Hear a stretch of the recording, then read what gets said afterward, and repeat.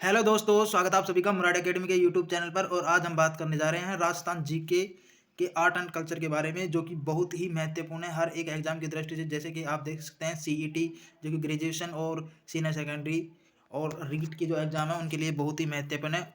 Art and culture के अंदर नृत्य कला, डांस आर्ट एक महत्वपूर्ण टॉपिक है, उसके बारे में हम बात करने जा रहे हैं। आप स्क्रीन पर देख सकते हैं कि जो नृत्य कला है उसको दो भागों में बांटा जाता है, लोक नृत्य और शास्त्रीय नृत्य, यानी कि फोक डांस और क्लासिकल डांस के अंदर इसको डिवाइड किया जाता है। अब बात बात करें हम आगे की बात करें तो जो बात कर लेते हैं, नृत्य कला को दो भागों में बांटा जाता है। आप यहाँ देख सकते हैं नृत्य कला को दो भागों में बांटा जाता है। शास्त्रीय नृत्य, ये नृत्य नियमों से बंधा होता है। ये ध्यान रखिएगा कि जो ये शास्त्रीय नृत्य है ये नियमों से बंधा होता है, यानी कि इसके अंदर नियम ही के आधार पर नृत्य किया जाता है। राजस्थान का शास्त्रीय नृत्य कथक है। ध्यान रखिए कि कथक ही है। उत्तरी भारत का जो शास्त्रीय नृत्य है वह कथक है, जिसके प्रवर्तक भानुजी महाराज, जो कि हाल ही के अंदर इनकी मृत्यु भी हुई है। जिसके प्रवर्तक कौन है? भानुजी महाराज। अब आगे बात करिए तो देखो यहाँ पे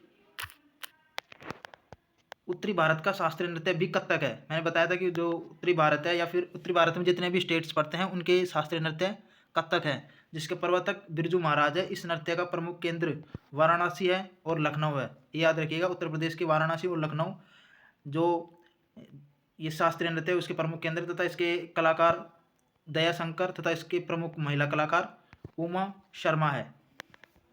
एक हम सामान्य जानकारी ले रहे हैं शास्त्रीय नृत्य और लोक नृत्य के बारे में।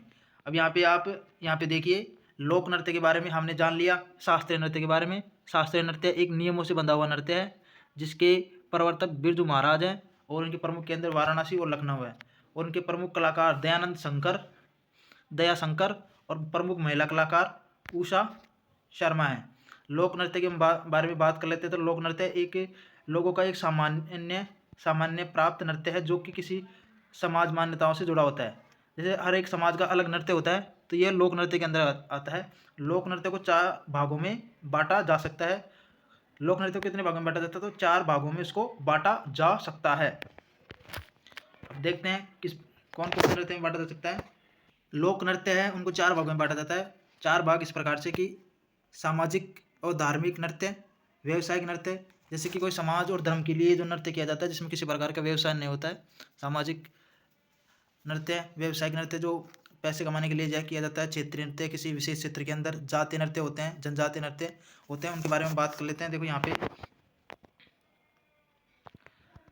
सामाजिक व धार्मिक नृत्य, वह लोक नृत्य जो किसी समाज या धार्मिक से जुड़ा हुआ होता है।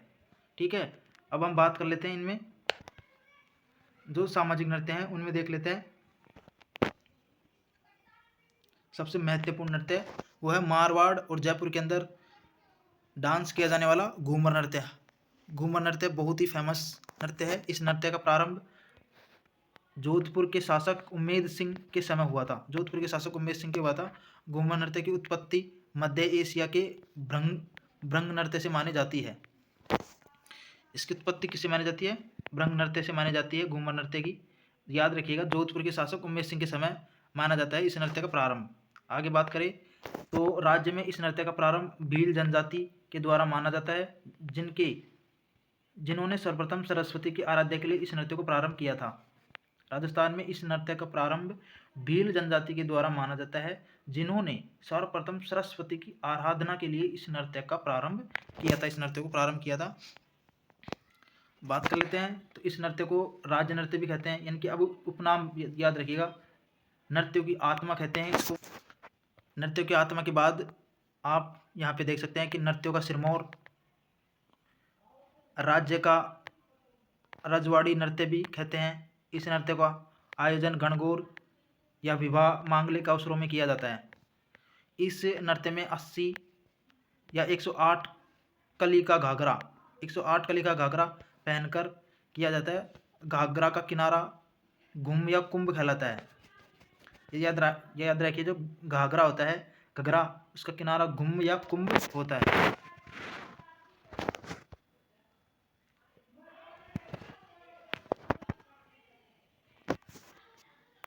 यह नृत्य अष्टताल पद्धति पर आधारित होता है। यह नृत्य किस पर आधारित होता है? अष्टताल पद्धति, यानी कि 8 अंक की तरह नृत्य किया जाता है। जिस प्रकार से जो 8 अंक बन रहा है उस प्रकार से यह नृत्य किया जाता है।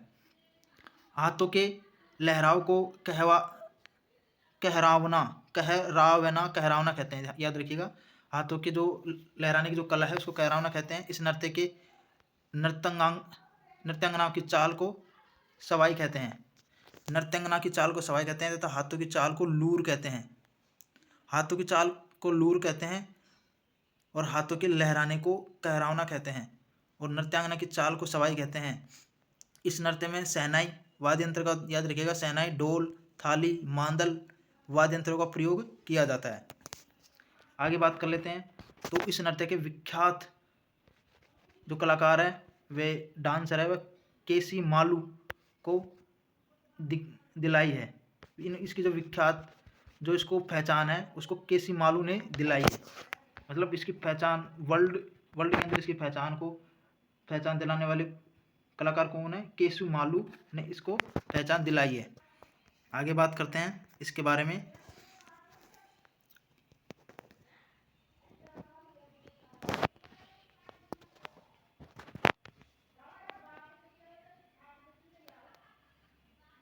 सबसे बड़ा घूमर, आगे हम बात करते हैं। तो सबसे बड़ा घूमर चांद पोल से बड़ी चौपड़ तक जयपुर में किया गया था आयोजन। यानी कि जो घूमर का जो आयोजन है सबसे बड़ी चांद पोल से बड़ी चौपड़ की मदद जयपुर में किया गया था। ये एक आयोजन। घूमर गणगौर अकादमी की स्थापना 1986 के अंदर जयपुर में की गई थी। तो याद रखिएगा, घूमर गणगौर अकादमी की स्थापना कहाँ पे की गई थी?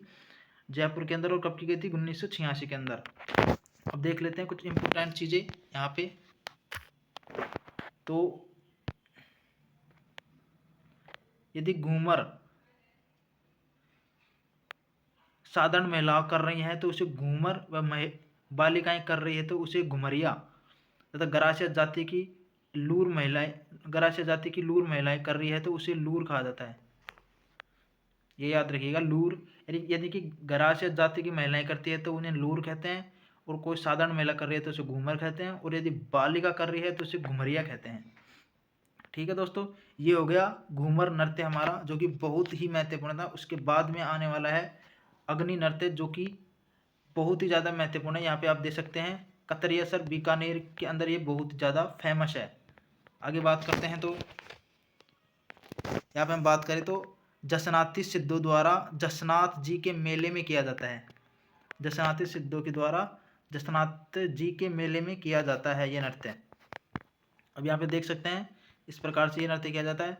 चैत माघ आश्विन शुक्ल सप्तमी का इनका मेला बढ़ता है, यानी कि एक साल में 4 बार इनका मेला बढ़ता है। जसनाथ जी का मेले चैत्र माघ अश्विनी शुक्ल सप्तमी को। आगे बात करते हैं। तो यह नृत्य अंगारों पर नंगे पांव किया जाता है।